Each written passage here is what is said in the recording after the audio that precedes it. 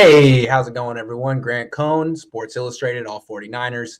I'm chilling here in Costa Mesa. The Niners had their first joint practice with the Chargers this morning. I watched it. I was there. They'll have another one tomorrow. I'm going to tell you about it. You can ask any questions, hijack the show with your super chats at any time. First, I want to tell you what I'm doing. I'm staying at the Westin in Costa Mesa. It's self-choice, as Ferris Bueller would say.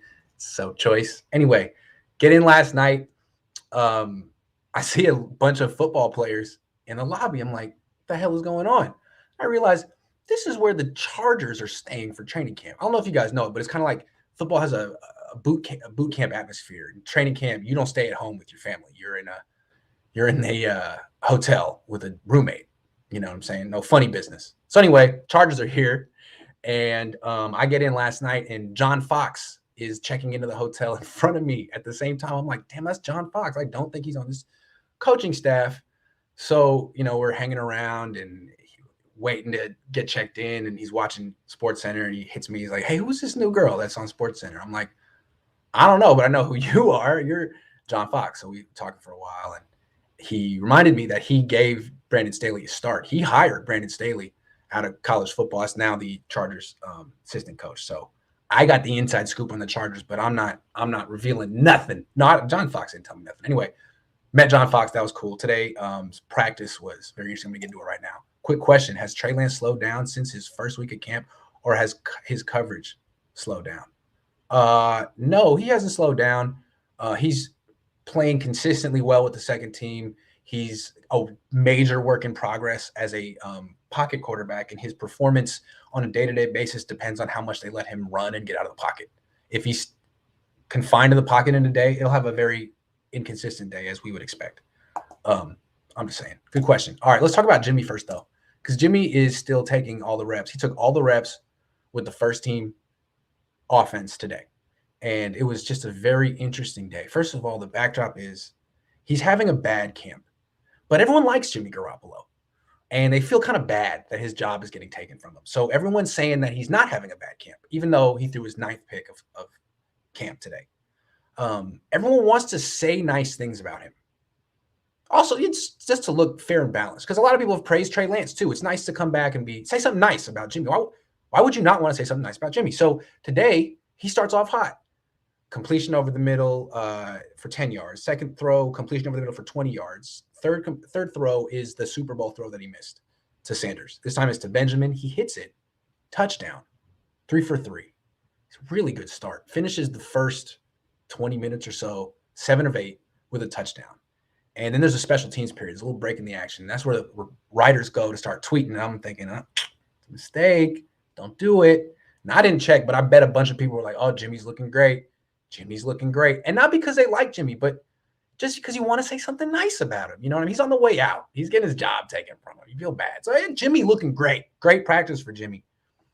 Right. And then they go to the red zone, which I don't know if, people who've been like,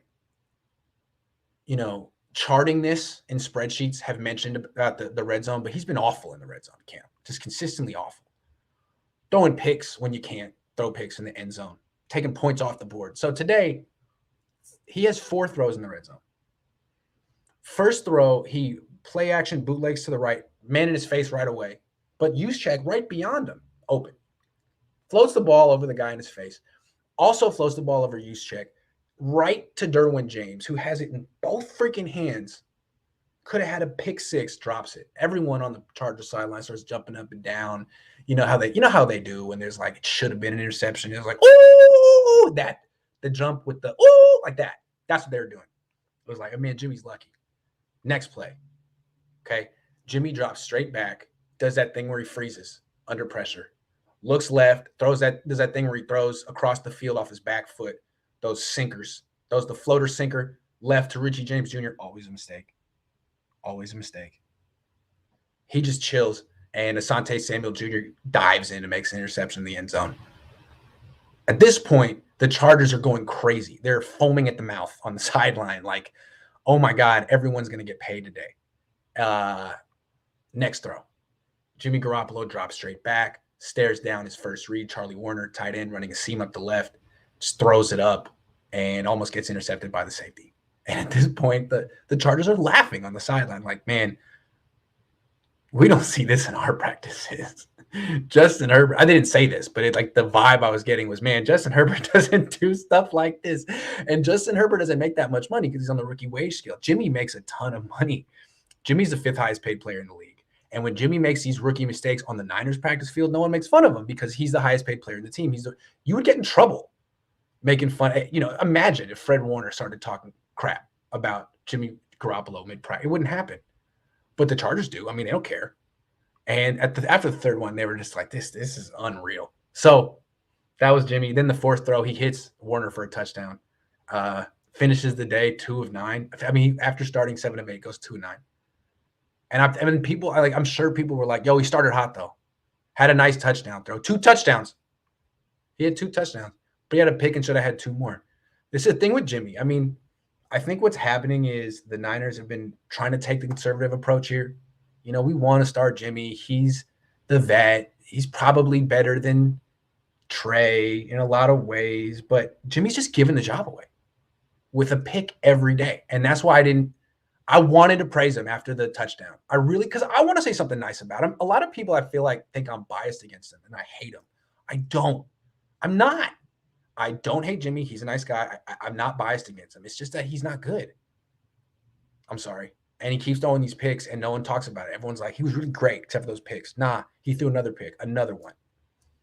So at the end, last thing about Jimmy, at the end of the day, before he went and talked to the media, he spent like 5 minutes on the side having a really nice conversation, just laughing it up, chopping it up with another famous quarterback, no longer in the league. He's a really handsome guy also. Seeing him side by side, I'm like, man, you guys are the same quarterback. This guy's about maybe 10 years older. Hey, he's not even that much older. I mean, really, this guy's a little bit younger than me. Anyway, it was Mark Sanchez. You know what I'm saying? Seeing them talk to each other, they have the same smile, the same like upbeat positiveness. And I was just watching, I was like, man, Jimmy, like, are you looking in the mirror right now? Like, and they're similar. They both had hype early on. They both had a lot of team success, went to NFC championship games. And then Mark Sanchez became an embarrassment, butt fumble, all that stuff. He became known for his mistakes. And I wonder if Jimmy Garoppolo will go down the same route, because that's what I'm seeing is like, I don't care what he does in any given day. The mistake is coming. And I know it. It's obvious. Everyone knows it. He knows it. And I think Mark Sanchez started playing that way eventually, to the point where he thought he wouldn't even throw the ball and he would get hit by his own player and fumble. Like, that's how, you know what I'm saying? I don't know. I don't know if Jimmy's at the butt fumble level yet, but he shouldn't hang out with Mark Sanchez. It could rub off. I'm just saying. So Jimmy having a terrible camp, the worst camp I've ever seen from him. It's not like he's throwing 5 picks a day. It's like 1 a day. 1, and there could have been a second every day. Today was 1, and it could have been 3. Trey Lance. Trey Lance is very interesting. I've been very effusive with my praise, but I've seen him a lot. And now I've seen him in comparison to Justin Herbert. So I want to be more precise with what I'm seeing from Trey Lance.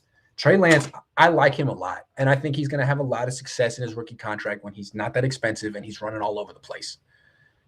Sprinting out of the pocket to the left, setting up, throwing back to the right. He's going to do a lot of really fun stuff. But as far as his pocket passing, it's not good.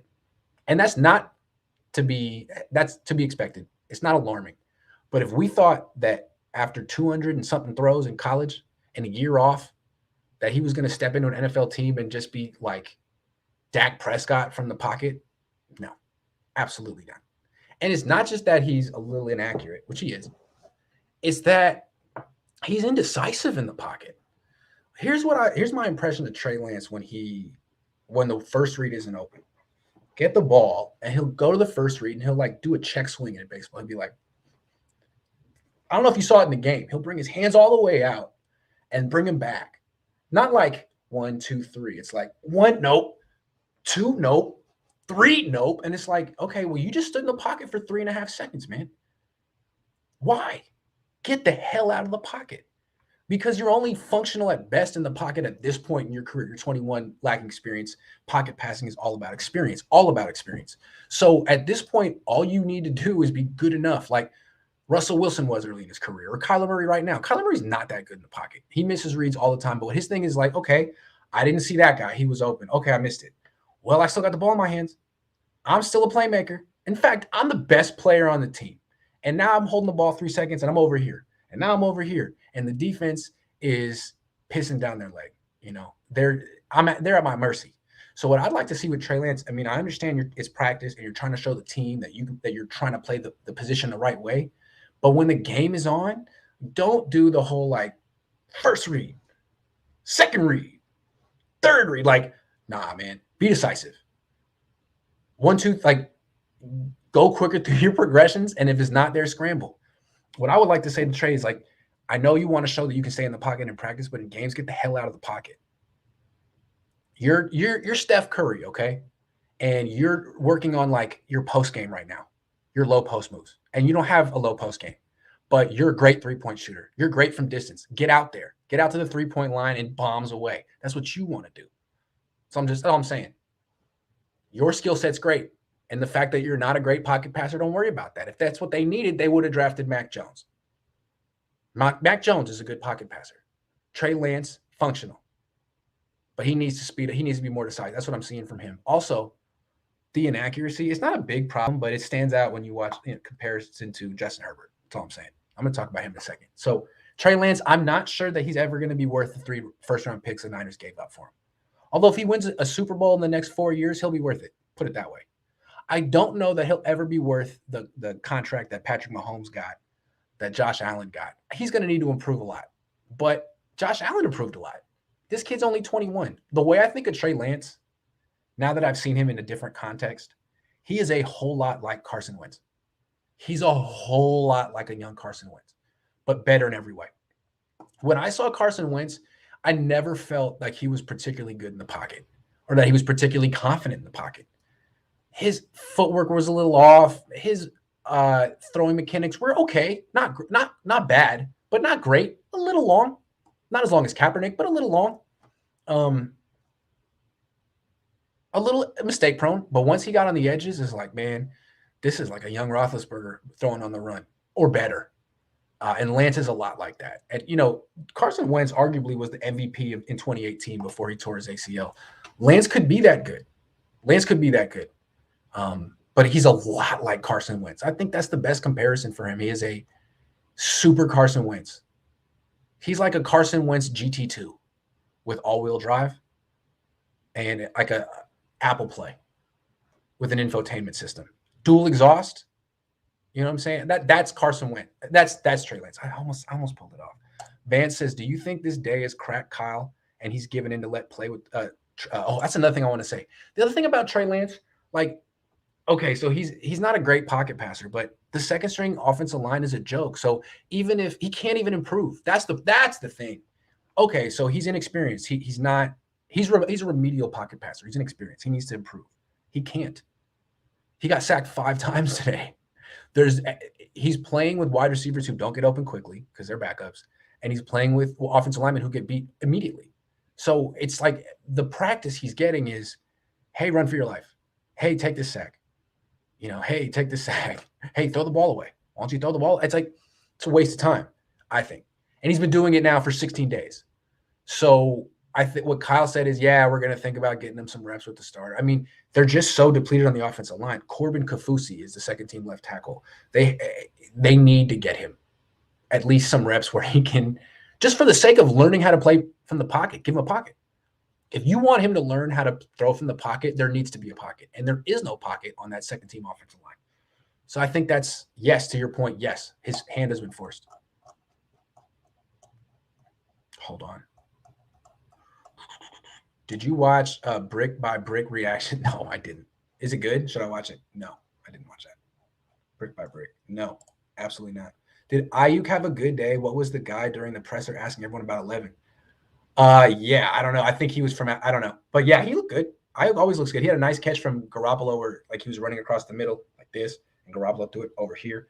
And he just, naturally in stride, spins around, makes the catch. Ayuk's good. HB Caleb says, hey, Grant, it was super cool to see you today. Hey, for sure. I was the guy who yelled, were you wearing was that a Bryant Young jersey? It was probably a Bosa jersey. I walked over to see you when you were gone. I did. Anyway, thank you, man. I appreciate it. You should have stayed there. Scott says you can install a scheme and game plan to make things easier on Trey. That's exactly what I'm saying. Similar to Seahawks with Wilson when he started. Trey has to play to improve. Exactly. And the Niners have installed that scheme. I've seen it. It includes a ton of zone read, a ton of quarterback runs, and a ton of him throwing from the perimeter, which is great. I would love to know. I want to look this up. You can get NFL split stats. I think my whole thing is I think the NFL is changing and the pocket is dead. I would like to know what was the NFL average quarterback rating on throws from the pocket last season versus the NFL average quarterback rating on throws outside the pocket. Can you get that split stat? I would like to know because my hypothesis is that the NFL average quarterback rating, yards per attempt, TD to INT ratio, is completion percentage, all higher outside the pocket. That's my guess.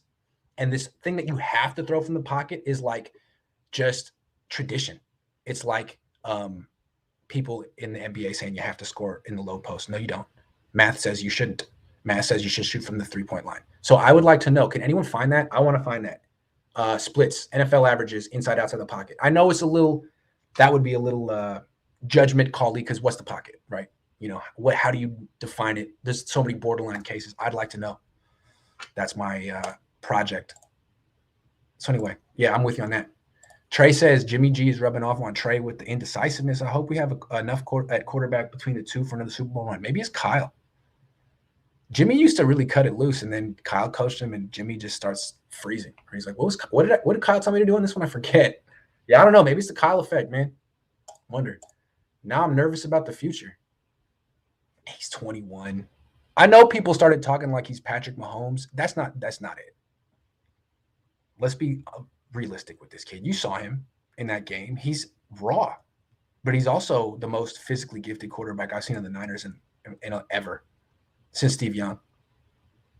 Chad says every time you ask Kyle Shanahan questions, his demeanor immediately changes, and it is hysterical. Yes, I think he gives this look like, how are you going to break my balls today, Grant? And then I sometimes do, and he gives me this look like, all right, well, now we're fighting. Or I don't, and I just ask a really innocuous question, and he gives me a look like, thank you for not breaking my balls today. I didn't need it. You're a ball breaker. So that's how I read him. Like, there's a relief on his face when I don't ask him something really uncomfortable and awkward. I tried to stay, but that lady at the front kicked me out. Bummed. I'm sorry. People are sticklers, man. They're sticklers. All right, let's move on. What I want to say, I didn't get to see Justin Herbert face-to-face in close during 11-on-11s. And I didn't watch the 49ers defense because there were two fields, 1, 2, side by side. I was standing over like on this side of one field and Herbert's over here. So I couldn't see. I needed to watch the quarterback. So I only saw offense today. Herbert's over there. I don't know what he did. Maybe he sucked. But I watched him warm up. And all I want to say, here's my impression of him. Because I've watched Trey Lance and Jimmy Garoppolo warm up a lot too. Watching Justin Herbert warm up, first of all, he's hella big. He's like legit 6'6", maybe taller. He's so big and thick. So that stands out. He's huge, way taller than Trey Lance. And then his throwing motion is very easy, like Jimmy Garoppolo's.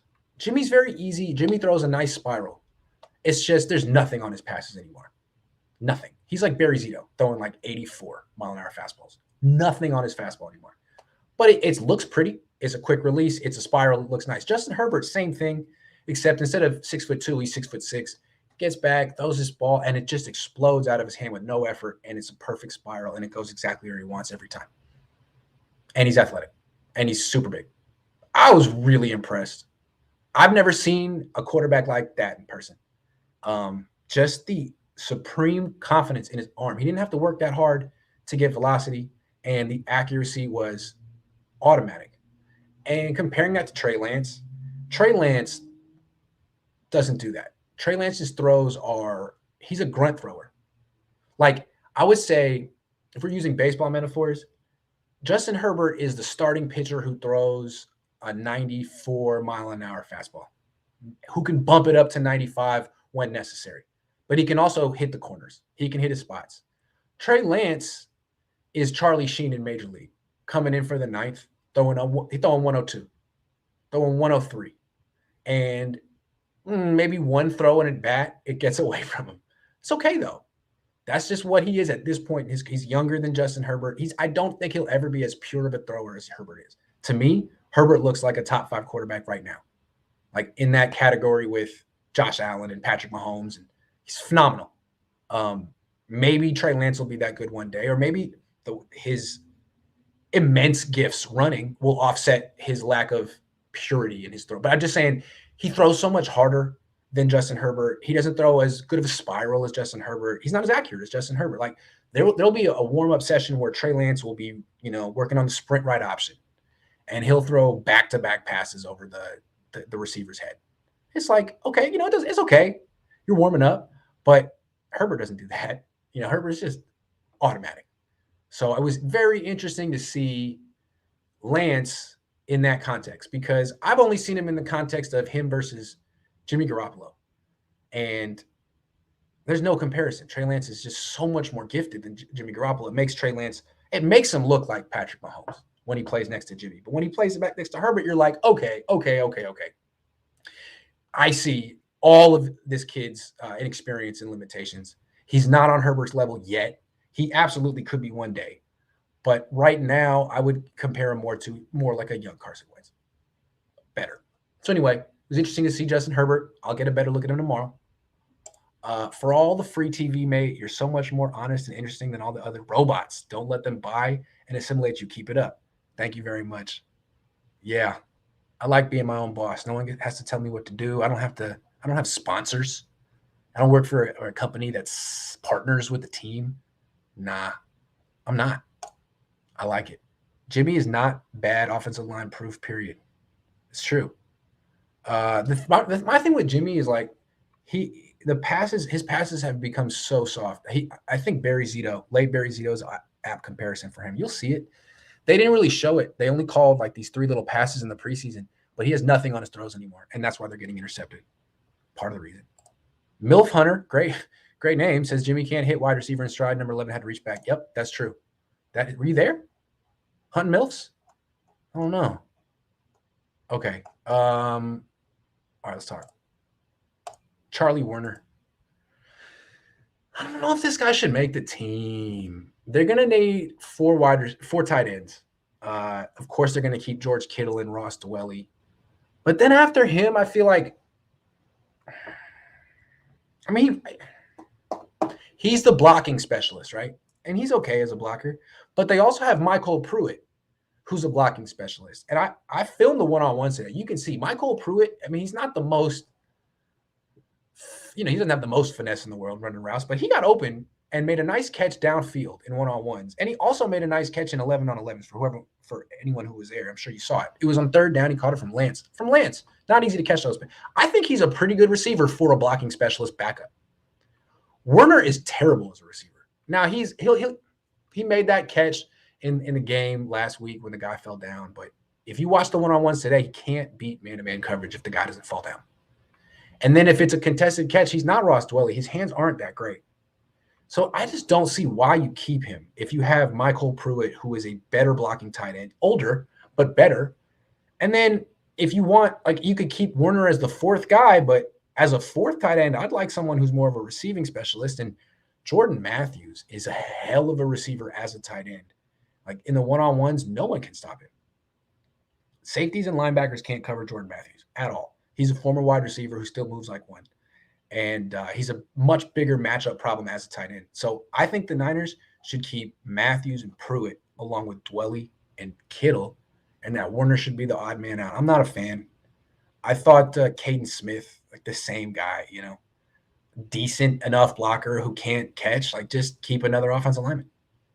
That's how I feel. I don't think Charlie Warner's worth a roster spot. Maybe you guys disagree. William says, did you talk to Brandon Staley, and do you have any thoughts on how he compares to Shanahan? I haven't talked to Brandon Staley yet. But it's weird to think how quickly he's risen up. He was at places like John Carroll recently, and then he went for a few years, coached with John Fox and Vic Fangio, and now he's a head coach. It happened fast. 38 years old. He's been in the NFL 4 years. It's kind of interesting. I don't know. I haven't heard him yet. Jamaican Boy says, you think Trey is making note of how Kittle is pushing for Jimmy to stay at QB1 and subliminally dissing Trey as the future on social media? Yeah, I don't get that. That's super weird.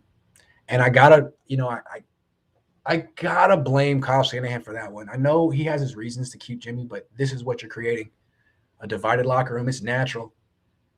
I mean, you asked George Kittle and Kyle Juszczyk and all these guys so many times to go in front of the media and go to bat for Jimmy.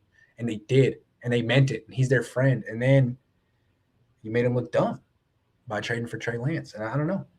We'll see what happens. But I think Trey is taking note. And it must be a very weird thing. You get drafted to replace some guy, but they won't get rid of him. And a lot of people still like him. That's weird. Isn't that weird? Imagine you get hired somewhere, right? You get hired and they give you a lot of money.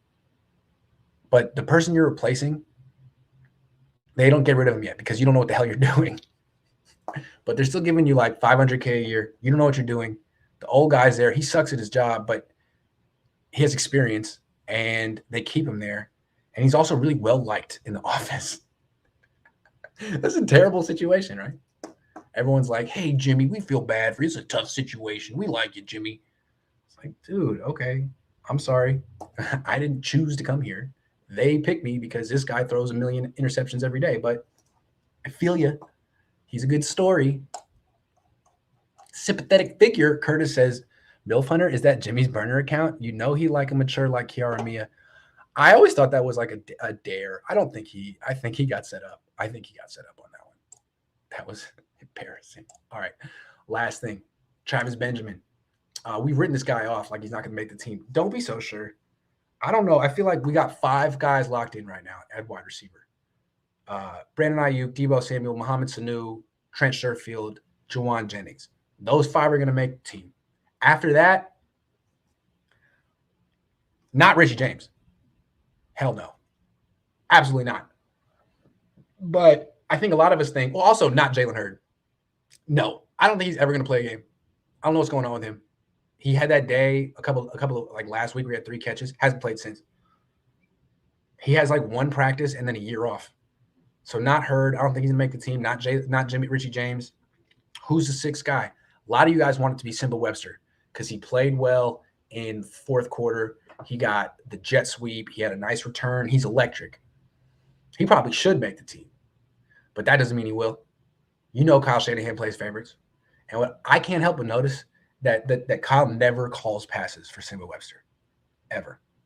Now, maybe he doesn't know the offense as well and whatever, but in practice, he never gets the ball. Meanwhile, Kyle calls a ton of passes for Travis Benjamin every day with the starters. Today, Travis Benjamin ran the Emmanuel Sanders post route from left to right and caught the touchdown pass from Jimmy Garoppolo, the one he couldn't complete against the other AFC West team in the Super Bowl. Benjamin caught it. So if Benjamin is getting those routes, those targets, those plays with the first team, and Simba Webster can't get looks on the second team, I think Travis Benjamin is probably going to make the team, even though he drops a bunch of passes. Kyle likes him. They go back. They're boys. Maybe he even goes to Cabo with Kyle. I don't know. But I'm thinking Travis Benjamin is going to make this team as the 6th receiver. Thinking he will. I don't know how I feel about that. But, I mean, if you wanted Simba Webster and you're mad, maybe they keep Webster as a 7th guy. Probably not. I do think Benjamin's a better wide receiver than Webster. Webster's a better returner. Benjamin actually, as a deep guy, pretty good deep threat. He's pretty fast. And he'll go up and catch the ball.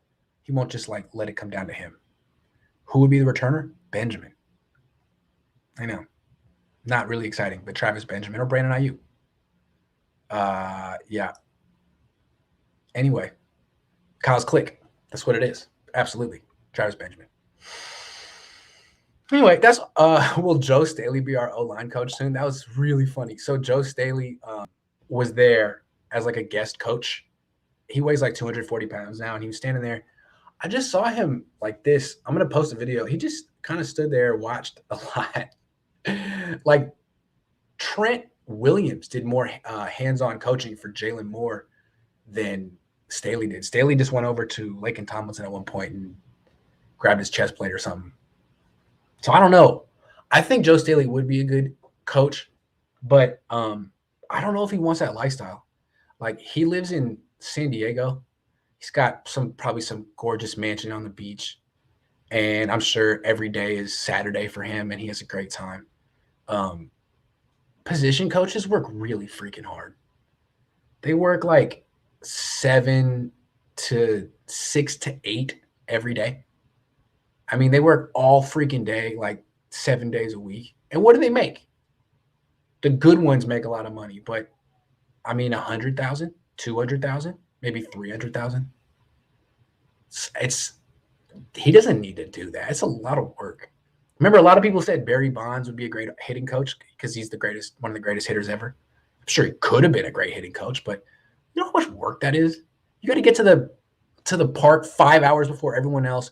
You got to grind through tape of every hitter on your team and give him all kind of pointers. Like, you don't want to do that. It's a lot of work for not a lot of money for someone who has, $100 million. So I wonder if he does want to do that and move up to Santa Clara and live like just grind it out for his 40s, just so the Niners have slightly better offensive line play. God love him. God love him, man. But if I were him, I'd probably just like chill in Encinitas. Just come up to watch practice every now and then. That's probably what I would do.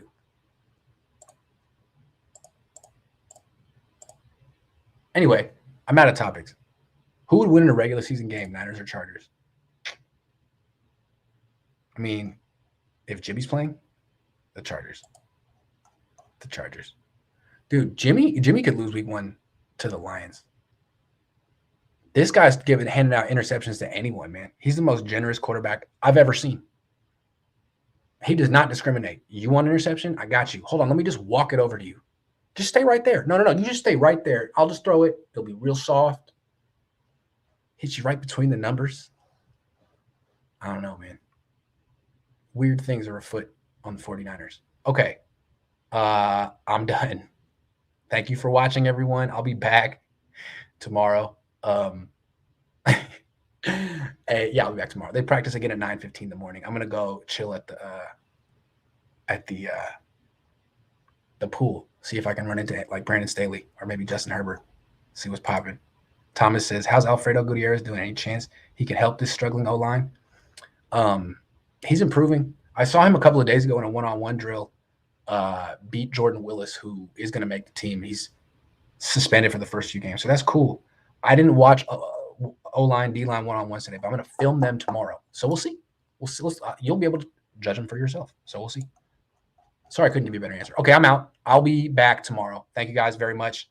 Have a great – hold on. Passer rating inside the pocket.